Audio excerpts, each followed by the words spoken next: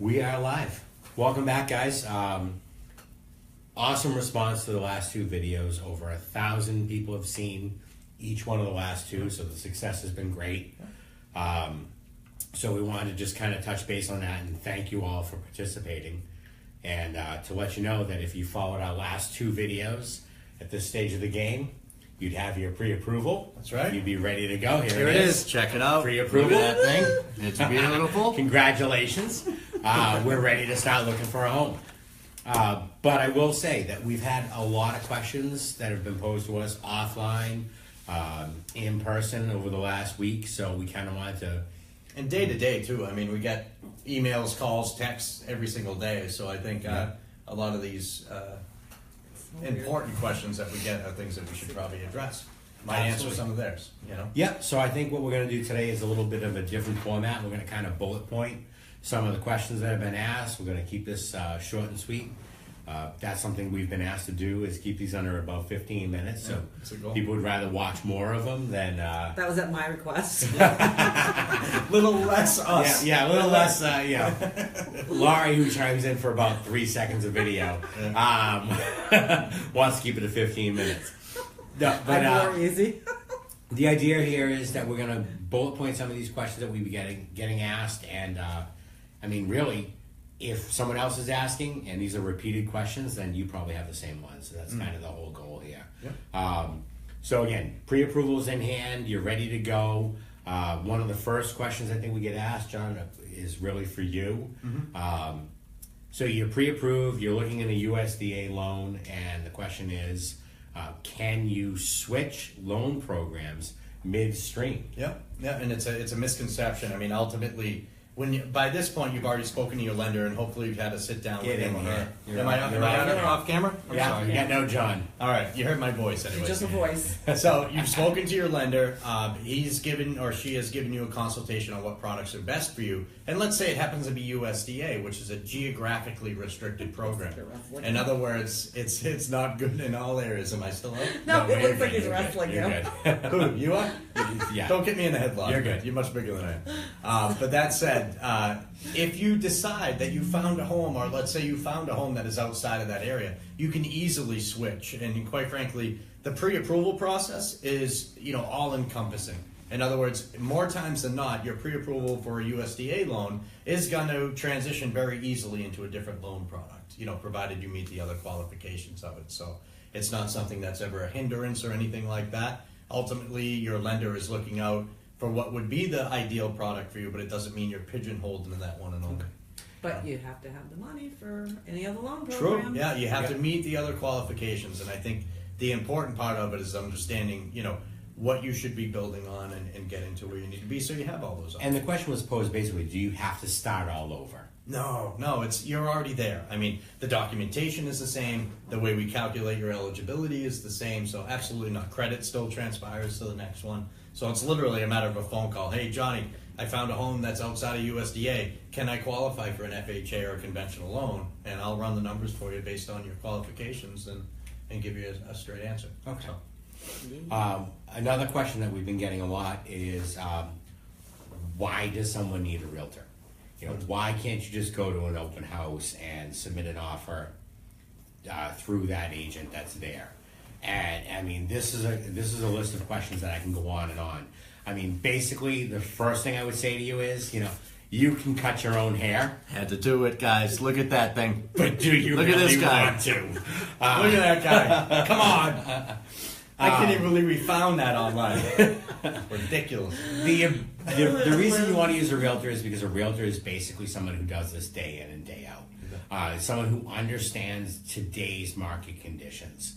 And really, when you think about it, it's kind of like the stock market. It's like anything else. It's a living, breathing entity. It changes literally, I don't want to say day to day, but based on availability of homes, based on the current buyer pool. So there's a lot of things that factor in there, and there's a lot of changing factors. Mm-hmm. I've seen homes that have sold for, let's say, $200,000. A year later, they're $250,000. So it really changes. So one of the things that people get confused on is they talk to their relatives They talk to family members who, they've gone through the process before. They've bought, 3 or 4 houses. Well, one of the first questions is, when did they last buy their house? If it was even as a year ago, it could be a completely different market. Things have changed. So you want to work with somebody who understands today's conditions. Yep. Availability of homes is a big one. Obviously, if you have the only house on the block, you're going to command a higher price. So that's why a realtor is the person you want to deal with on that. And you want your buyer's agent. You go to an open house, and that agent actually is contractually obligated to work for the seller. Their job is, if you walk in there and the house was priced at $350 and you said, I want to offer $400, their job is to say to you, that's a great offer. You should do that. Yeah, absolutely. Do it. Offer $400 because they need to get the best price for that person. A buyer's agent is contractually obligated to you. Their job is to get you the lowest price that you can pay based on current market value, to negotiate for your home repairs to the best of what's reasonable, and really to look out for you. And also, you may be laser focused, and I know Laurie's seen this many, many times. People are laser focused on Franklin or Foxborough or Rentham or whatever the town may be. Well, there could be a sister town right next door. Just like it. Yep. Absolutely. With a comparable school system, and more times than not, usually a lot less expensive property taxes and too, still which within helps. their commuting range. So Still within the commuting range, and it opens up a whole new pool of homes for you by working with someone who understands, gee, I know you like this, but have you thought about this area? how many times do you sell when they start looking in one town? Do you ever sell in that town? More times, More often usually than not, you're they out. end up flipping around. Yeah, somewhere else. absolutely. And I get the question a lot as a lender too.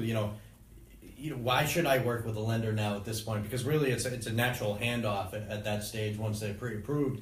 And I think the simple question is that these are people like yourselves that are out there every single day.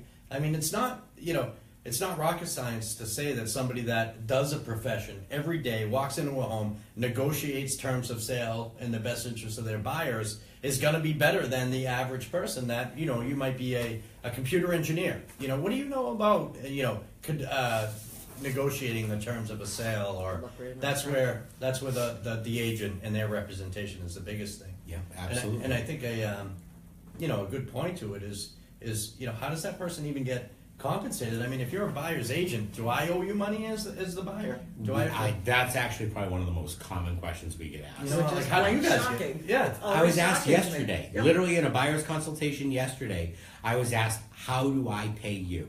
Well, basically what I want everybody to understand, and kind of the biggest takeaway from today, should be that you have a professional in your corner who's going to negotiate the best price, who's going to negotiate the terms, who's going to negotiate for any repairs, who is going to get you into every single home that is out there and available. Regardless of who it's listed with. Absolutely. That's a big misconception right there, is that, if you work for Caldwell Banker, which we do, you're only going to show Caldwell Banker listings, or that there's some secret list of homes out there that you can't see on the the internet. hidden homes. Yeah. But that another agency would have, and they don't. We all pull from the same MLS. It's all from MLS. Multiple listing service is out there, and it actually pulls everything together.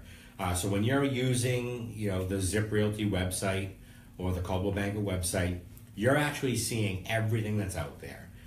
And every single buyer's agent has access to all of those properties. So you have all of that. You have the access to every single property out there. You have the access to someone who's going to negotiate the best terms for you. And again, all of that is, here's the magic word, free. That is literally free to you as a buyer. What? Free. Today only. Free 99. And if you act now, you can get 2 realtors for the price of one. Still free. shipping and handling. Still free, still Yes, free. just pay separate shipping and handling. Yeah. It is free. Basically, it's a relationship that is in your best interest.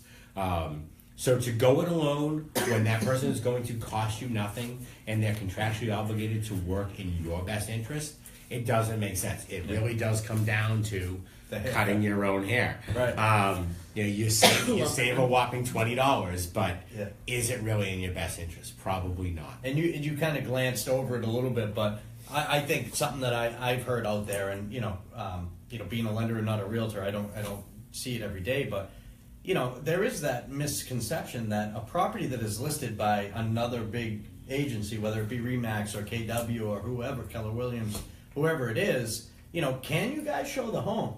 A lot of people don't understand that. They really don't. It is a big misconception. There is something called the multi-listing system, the MLS, where all realtors have to put all their data into. And I think, part of that benefit of having a realtor represent you is the fact that they have the access to the latest and greatest resources out there. Can you go out there and shop around and go online and find something? Yeah, you can probably learn how to fix the sink too online, but ultimately, it's probably not going to come out as good. You can diagnose yourself too online. You can spend 2 hours on WebMD. You have every disease known to man. Right. You can do that as well. But I think at the end of the day, there is, no reason not to have a professional represent you. And moreover, even if that representation is free, it's just kind of a no-brainer in my mind. And one of the things I want to talk about real quick is that relationship. So you want to understand that there's a disclosure form that you get when you first meet with a buyer's agent that tells you they are a buyer's agent. There is no contract involved there. In fact, usually you're going to see right at the top of it, this is not a contract. That's just a disclosure form. There is also what's called an exclusive buyer's agency. Now that is actually an agent who is locking you into working with them. So there's 2 different relationships you can go into with that. But you really want to understand that as long as you're not entered into that exclusive, you're free to work with whoever you're comfortable with. Yep. And the goal is to find somebody, because you're in it for a long haul. You're in it for, at least 2 months, usually more. So you want to work with somebody that you're comfortable with, and you want to have that freedom to be able to make that decision along the way. I know I'm very big on working with my people and servicing them and making them very happy throughout the process and doing everything I can to get them in, saving them time, lining up as many showings as possible in one day. And that's something, again, you can get through that whole MLS. I think not having that contract too, it brings about an effort to earn business a little bit more. Absolutely. In other words, at the end of the day, our job is to earn your trust, to earn your business, and to earn your confidence, right? And if we work well as a team, I think, and we don't have something that's a binding contract that you have to work with me, even if I'm not good at my job and I don't do what you want me to do, right? Because to me, that's ridiculous to even think about that. So, and the reality is, those contracts can actually be very easily broken. Sure. Yes. And rightfully so. So no one can force you to buy the house. If you're not happy with the realtor that you're under contract with, you can get out of it. Absolutely. So really, it's something to know that it's out there, and you'll get people out there who will try to enforce that contract through just discussing with you. Oh, you're under contract, and the reality is it's easily broken. So understand that there's a disclosure and there's a contract. Most agents out there will work just under that disclosure and really just try to keep you happy and work with you and get you the home that you want. So there's a complete different form there. Yeah, and mentality. Absolutely. Even more important, it's a different mentality. What about getting advice? Sure, a lot of people out there have bought homes before, and everybody knows somebody that's looking for a house, has bought a house. Right. My uncle bought a house. My uncle bought 4 homes. Another state, if it was 20 years ago, 30 years ago. So who do you go to for advice? What's the best source? Who do you... Honestly, yeah. Laurie. Absolutely, Laurie. That's where I get my advice. There you go. No, again, why wouldn't you, as a buyer, want to work with somebody who knows the market, who works in that area, who has tools, shows homes every single day, who writes offers every day, and has done it today versus a year ago, 2 years ago, 3 years ago, whatever the case may be. That's not to say that, your Uncle Mark doesn't have good information. He probably does. I was thinking Uncle Tony. Uncle Tony is great too. I tend to lean toward what my Uncle Mark says. It's all but good. Tony's I might have a fine. Mark. I got a Tony. It's all good. Tony's info might not be reliable. Yeah, right. Where Mark's Tony's a is- little bit Yeah. sketchy. Yeah, Tony last bought in Connecticut. It So was a cash no, but the idea is that you want to work with somebody who's going to give you the best advice. And again, all of that, where you're going to get it, it's cumulative. It comes together. But ultimately, you want to work with a professional in your area. I always say, I don't want my general practitioner doing open heart surgery. I want to go to someone who's a specialist in that area. And I again, knew we'd sneak that analogy. absolutely, I'm getting that analogy in there because it makes sense. It does. My general practitioner is fantastic. It doesn't mean I want him doing that surgery on me. So I want to go to a professional. And again, if that cardiologist were free, I'd go to him even faster. Yeah. Yeah. Very true. Very true. So It doesn't cost you anything to do it. absolutely. Yep. So I think we covered like the majority of the questions. This is that we had. this is all the questions Did we miss had. a couple? Did we get them all? I think we did. And I think About we said it open earlier. houses, doing open houses. Well, we did say if you want to go to an open house, absolutely. anybody? We encourage anybody to go to an open house. It's a great way for you to see what's out there and also get a sense of the market. If you go to an open house and there's 50 people looking to see this house, it's a busy buyer's market. It's competitive. Which Just be it aware is of right what now. you tell the listing agent that's there, as far as like what your down payment is, what you're pre-approved for. That information should be just for you and your broker, Right. not for you and the seller's broker. Yeah, the best answer is we'll contact you if we're interested. Exactly. This is somebody you're not working with, and you're giving them a lot of confidential. Lot of info. So really, tight lip. You love the house, great. It's nice to say I like the house, but move on. Run out the door and then call one of us. We'll get you back in. If you even sign-in sheets, that's a big one right there. Sign-in sheets. Yep. If you're working with a buyer's agent, put their information down. Don't put yours down. Yep. Because all you're doing is opening up the door for somebody to be contacting you and kind of Yep, you getting get that. 12 listing updates of the same house every single day. Absolutely. So, again, open houses are great. They're there for a reason. They're not always in your best interest as a buyer. They're really there just for that agent to be able to open up their pool and get more people. So really that's, pretty much all we had for questions. And I gotta say, thank you all. Yeah, for the. Wait, they want to see the haircut. One more One more time on the haircut. One more time. Well, nobody wants to see the pre-approval again. I can't. You're just Just doing yeah. it. Yeah, I believe it is John H. Sample, 123 Main Street. Anywhere. And Hey, I put some time into Massachusetts coming up with a or Rhode Island. fictitious name right there. So next week, what are we looking at next week? Next week, really, it's the offer stage. Yeah. Because again, No, we're it's visiting house stage. Well, visiting shopping house stage. The loan programs that you're gonna watch out for, all that good stuff. Well, I think each loan is going to be its own segment, quite Yeah, the frankly. FHA, like if Yeah. you're an FHA, and we'll go through a house. So next week, and we're trying to figure make it this. out. We're trying to make this progressive. We're going to so- go by you guys. Yeah. Honestly, if the questions pool in this week and they are all based on, okay, I found the house I want to What write do an I do offer, next? that's Yeah. what we're going to discuss. If it's how do I find the house, again, this is all about you guys. You guys guide us. Yeah. But I think somewhere in the middle here is what we're going to do next week. Yeah, the key is it's Tuesday night, 6:30. We'd appreciate it if you chimed in, and thank you for checking in. Appreciate it. All right. Good night. Good night, guys. John Boy's getting that? I got it. One more time on the haircut. One more time on the haircut. That is beautiful.